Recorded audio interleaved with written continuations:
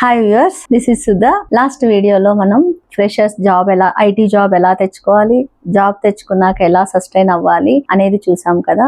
ఎవరైనా ఈ వీడియో చూడకున్నా ఉంటే, మిస్ అయింటే పైన ఐకాన్ లో లింక్ ప్రొవైడ్ చేశాను. సో దాన్ని చూడడానికి ట్రై చేయండి. ఈ వీడియోలో గ్యాప్ ఉన్న వాళ్ళు, అంటే బీటెక్ చేశాక, ఎంసీఏ చేశాక they didn't work on any IT job, లేదా జాబ్ చేసి గ్యాప్ వచ్చింది, తర్వాత జాబ్ పోయింది. So now if they are trying to get the IT job, ఏం చేస్తే జాబ్ వస్తుంది, ఇలాంటి డిస్కషన్ ఈరోజు చూద్దాం. ఓకే ప్రియా, సో స్టార్ట్ చేద్దామా? సో మన లాస్ట్ వీడియోకి చాలా మంచి రెస్పాన్స్ వచ్చిందండి. సో వ్యూవర్స్ దగ్గర నుంచి మనకు కొన్ని క్వశ్చన్స్ కూడా ఉన్నాయి, అవి ఇప్పుడు ప్రసాద్ గారిని అడిగి తెలుసుకుందాం. సో హాయ్ అండి ప్రసాద్ గారు. సో మనకి లాస్ట్ వీడియో మనం పెట్టిన తర్వాత మనకి వ్యూవర్స్ దగ్గర నుంచి రెస్పాన్స్ వచ్చిందండి. సో వాళ్ళు కొన్ని క్వశ్చన్స్ అడగడం జరిగింది. ఇప్పుడు ఆ క్వశ్చన్స్ మనం డిస్కస్ చేసుకుందాము. సో ఒక వ్యూవర్ ఏం అడుగుతున్నారంటే, ఆయన బీటెక్ చేసిన తర్వాత ఆయనకు కొంత 4-5 years గ్యాప్ వచ్చిందట. మళ్ళీ ఆయన కెరీర్ ని స్టార్ట్ చేయాలి అంటే నేను ఎట్లాగా, నాకేమేమి గైడెన్స్ మీరు ఇవ్వగలరు అనేసి ఆయన క్వశ్చన్ వేశారు. చూడండి, యాక్చువల్గా ఐటీ ఇండస్ట్రీలో గ్యాప్ ఉండడం అనేది బ్యాడ్ కాదు, అది గుడ్డే. ఎందుకంటున్నానంటే, ఎక్స్పీరియన్స్ పెడితే 2 benefits ఉంటాయి కదా. ఒకటి ఏంటంటే, మనకు కావాల్సిన టెక్నాలజీ చూస్ చేసుకోవచ్చు. సెకండ్ బెనిఫిట్ ఏంటంటే, శాలరీ పరంగా కూడా బెనిఫిట్ అవుతుంది.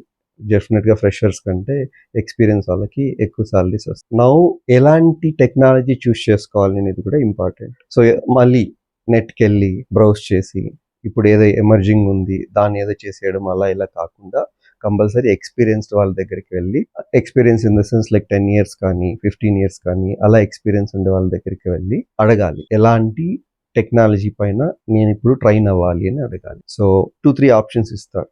దాంట్లో మీకు ఏది యాప్ట్ అనేది చూసుకోవాలి. సో ఇప్పుడు జనరల్గా ఏమంటున్నారంటే, ఏదైనా చిన్న టూల్, అగైన్ చిన్న టూల్ తీసుకొని టెస్టింగ్ కానీ ఏదైనా, అగైన్ నేను టెస్టింగ్ ఏదో బ్యాడ్ అని చెప్పట్లేదు. So small tool like power BI కానీ ఎలాంటి చిన్న టూల్ తీసుకొని జాబ్ చేయాలి అని అనుకుంటున్నారు. సో 1 monthలో అయిపోతుంది, జాబ్ వచ్చేస్తుంది, అది ఇది అని అనుకుంటున్నారు. అలా కాకుండా సస్టైనబిలిటీ ఉండే దాన్ని చూసుకోవాలి. ఫర్ ఎగ్జాంపుల్ జావా కానీ .NET కానీ ఏదైనా చూస్ చేసుకొని దానిపైన ట్రైన్ అవ్వాలి. సో దాని తర్వాత it's not only training, compulsory మన సస్టైనబిలిటీ ఉండాలి కాబట్టి మన ప్రాక్టికల్ ఎక్స్పీరియన్స్ కావాలి మనకి. సో ప్రాక్టికల్ ఎక్స్పీరియన్స్ ఎలా వస్తుంది? జస్ట్ ట్రైన్ అయిపోయి 3 months కోర్స్ అయిపోయిందంటే రాదు. కాబట్టి మనము ట్రైనర్ ఆర్ ఇన్స్టిట్యూట్ని చూస్ చేసుకునేటప్పుడు మనకు ఎక్కడ ఆ ఎక్స్పోజర్ దొరుకుతుంది, రియల్ టైం ప్రాజెక్ట్స్లో ఎక్కడ మనకి ట్రైన్ చేయగలుగుతున్నారు, అలాంటి ఇన్స్టిట్యూట్ని చూస్ చేసుకోవాలి.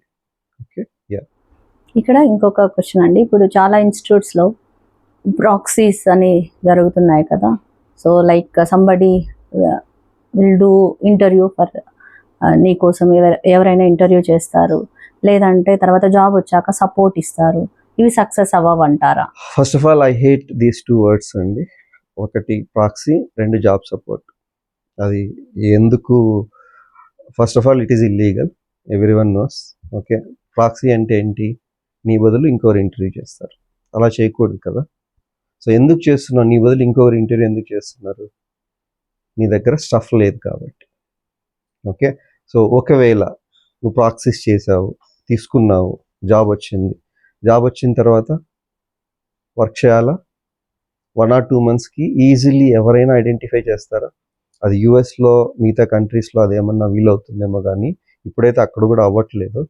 ఇండియాలో అయితే I would say difficult, not saying impossible, but still people are trying. That is not good at all, but still it is not what to say, మనము ఎంకరేజ్ చేయకూడదు. సో ఏమవుతుందంటే, ప్రాక్టీస్ చేసి వెళ్ళిన తర్వాత జాబ్ పోయే ఛాన్సెస్ చాలా ఎక్కువ ఉన్నాయి. ఎందుకంటే మార్నింగ్ వస్తారు, మీకు స్క్రమ్ మాస్టర్ వర్క్ అసైన్ చేస్తాడు, ఈవినింగ్ లోపల దాన్ని కంప్లీట్ చేసేయాలి. ఒక్కొక్కసారి ఏమవుతుందంటే, స్మాల్ కంపెనీస్లో టెక్ లీడ్ కానీ టీమ్ లీడ్ కానీ నీ దగ్గర వచ్చి కూర్చుంటాడు, నాకు ఇది అయిపోవాలి ఈరోజే అంటాడు. నీ దగ్గర స్టఫ్ లేకుంటే ఏం చేస్తారు? అందుకేం చేస్తున్నారు? జాబ్ సపోర్ట్ అని అంటున్నారు. జాబ్ సపోర్ట్ అంటే మన వర్క్ ఇంకొకరు చేస్తారు. కరెక్ట్ కాదు కదా. ఒకవేళ ఓకే, ఇది కూడా పాసిబులా లేదో చూద్దాం.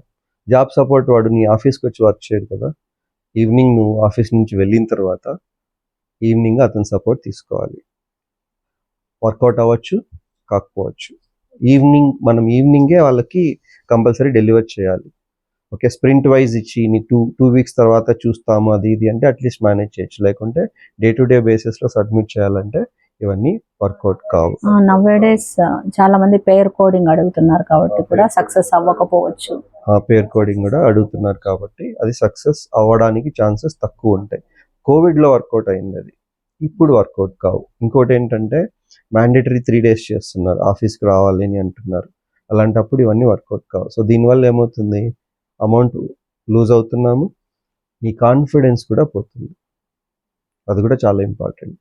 ఓకే, సో నా దగ్గర స్టఫ్ ఉంది, నెక్స్ట్ ఇంకో జాబ్ తెచ్చుకున్నాం, ఇది పోతే అనే ఛాన్సెస్ ఉండవు. నీ దగ్గర ఆల్రెడీ స్టఫ్ లేకే నువ్వు జాయిన్ అయ్యావు ప్రాక్సీ ద్వారా, అది ఇంపార్టెంట్. ఓకే, సో ఇప్పుడు ఇంకో క్వశ్చన్ అండి. ఇప్పుడు ఒక అతను అడుగుతున్నారు, ఆయనకి అసలు ఎక్స్పీరియన్స్ లేదు, ఏమీ ఎక్స్పీరియన్స్ లేదు ఆయనకి. సో కానీ ఆయన కోర్స్ అనేది చేశారు. సో ఇప్పుడు రెజ్యూమ్ పెట్టాలంటే ఆయన్ని ఫ్రెషర్ గా అయితే యాక్సెప్ట్ చేయరు. సో ఇప్పుడు నేను ఎట్లాగా జాయిన్ అవ్వాలి ఎక్స్పీరియన్స్డ్ పర్సన్ కింద అనేసి. షూర్ అండి. దీంట్లో 2 points అండి. ఒకటి ఏంటంటే నేను ఆల్రెడీ వర్క్ చేశాను, బట్ ఏంటంటే నీ రిలేటెడ్ వాటిల్లో వర్క్ చేయలేదు. అంటే ఫర్ ఎగ్జాంపుల్ డెవలపర్ గాను, డెవాప్స్ దీంట్లోనే రిలేటెడ్గా వర్క్ చేయలేదు. బట్ నీ కంపెనీలో ఆల్రెడీ ఐటీ ప్రాజెక్ట్స్ వర్క్ చేస్తున్నారు, ప్రాజెక్ట్స్ పైన వేరే వింగ్లో వర్క్ అయితే చేస్తున్నారు. సో నీ డెసిగ్నేషన్ చూసుకోవాలి. ఒకవేళ ఆ డెసిగ్నేషన్ సపోర్ట్ రిలేటెడ్ కానీ ఇంకేదైనా రిలేటెడ్ టు టెక్నికల్గా ఉంటే సో నువ్వు పెట్టుకోవచ్చు. ఓకే, ఎందుకంటే ఆ డెసిగ్నేషన్ చాలా తక్కువ కంపెనీలో చూస్తుంటారు కదా, అందరూ చూడరు కాబట్టి. సో డెసిగ్నేషన్ రిలేటెడే అని, నా రిలేటెడే, నేను ఫస్ట్ స్టార్టింగ్లో నేను అలా జాయిన్ అయ్యాను, ఆ తర్వాత ఇలా కన్వర్ట్ అయ్యాను అని చెప్పొచ్చు. అది ఒకటి. సెకండ్ది ఏంటంటే అన్ఫార్చునేట్గా మనకి ఫ్రెషర్గా అయితే జాబులు ఇవ్వరు, మనకుండే ఫేక్ పెట్టడమే. నేను అది లీగల్ అని చెప్పట్లేదు, నేను ఎంకరేజ్ చేయట్లేదు. బట్ స్టిల్ మనము 3-4 years ఫేక్ ఎక్స్పీరియన్స్ తెచ్చుకొని, బట్ ఒకటి మాత్రం ఇక్కడ మనము టు బి నోటెడ్ ఏంటంటే మనం ప్రాక్టికల్గా 4 yearsగా ఎలాగైతే చేయగలమో అలాగా మనం రియల్ టైం ప్రాజెక్ట్స్లో వర్క్ చేసే ఎక్స్పోజర్ తెచ్చుకుంటున్నాం. సో ఆ ప్రాబ్లం అయితే రాదు, ఎందుకంటే ఇలా చేస్తున్నాం కాబట్టి. ఓన్లీ ఎవరైనా లీగల్గా పట్టుకుంటే ప్రాబ్లం అవుతుంది. సో ఫైన్, జాబ్ పోయిందంటే ఏమవుద్ది, ఇంకొక ఆపర్చునిటీ వస్తుంది, దాంట్లో చూసుకుంటే సరిపోతుంది. నువ్వు ఎలాగో నీ కాన్ఫిడెంట్గా ఉన్నావు కదా. అగైన్ ఐఎమ్ సెయింగ్ లీగల్ కాదు, but still you can try. So ఇప్పుడు ఇంకా ఒక క్వశ్చన్ అండి. లేడీస్ ఉంటారు కొందరు, after like their degree 15 years maybe వాళ్ళు దేనిపైన వర్క్ చేసిండారు. సో ఇప్పుడు ఆఫ్టర్ లైక్ కిడ్స్ ఎవ్రీథింగ్ వాళ్ళు ఐటీ జాబ్ రావాలని ప్లాన్ చేస్తున్నారు అనుకుందాం. సో అలాంటి వాళ్ళకి ఏమైనా ఆపర్చునిటీస్ వచ్చే, అంటే ఫర్ ఎగ్జాంపుల్ వాళ్ళు ఎలా ప్రిపేర్ అయితే జాబ్ వస్తుంది, లేదంటే ఎలా జాబ్ తెచ్చుకోవాలి, ఇవి. అలానే ఇంకొకటి మేల్ కూడా ఉంటారు కొందరు, వాళ్ళు ఏంటి నాన్ ఐటీలో ఉంటారు 15 years. సో ఇప్పుడు ఐటీ జాబ్ వద్దాము అని ట్రై చేస్తుంటారు. సో ఈ 2 సినారియోలు ఏమైనా మనము సజెషన్ ఇవ్వగలమా? ఇది జనరల్ క్వశ్చన్. జనరల్గా మా ఇన్స్టిట్యూట్స్ కూడా చాలా మంది వస్తుంటారు.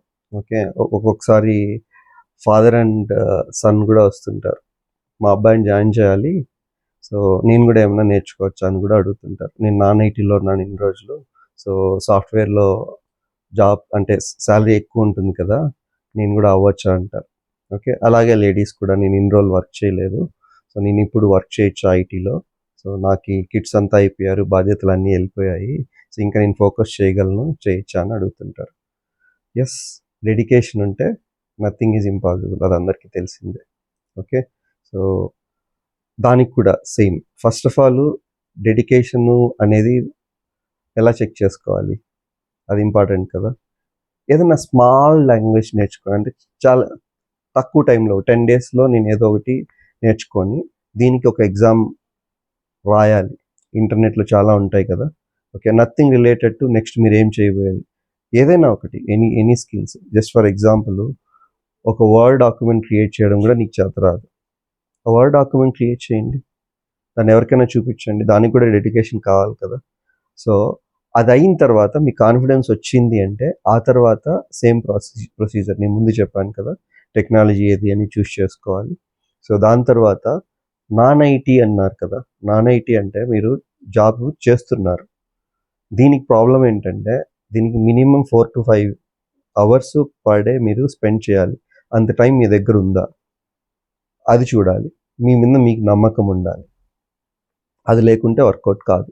సో డెడికేషన్ ఉండి మీ మీద మీకు నమ్మకం ఉండి ట్రై చేసి అగైన్ రియల్ టైం ఎక్స్పోజర్ తెచ్చుకొని ఫ్రెషర్స్ వీలైతే ఫ్రెషర్స్గా వెళ్ళడం బెటరు మీకు. ఎందుకంటే నాన్ ఐటీలో ఐటీ ఫ్రెషర్స్కి సేమ్ అమౌంట్ ఉంటుంది కాబట్టి ఫ్రెషర్స్గా వెళ్తే మీకు కొద్ది ఎక్స్పోజర్ వచ్చిన తర్వాత ప్రాబ్లం లేకుండా సెట్ అయిపోతారు.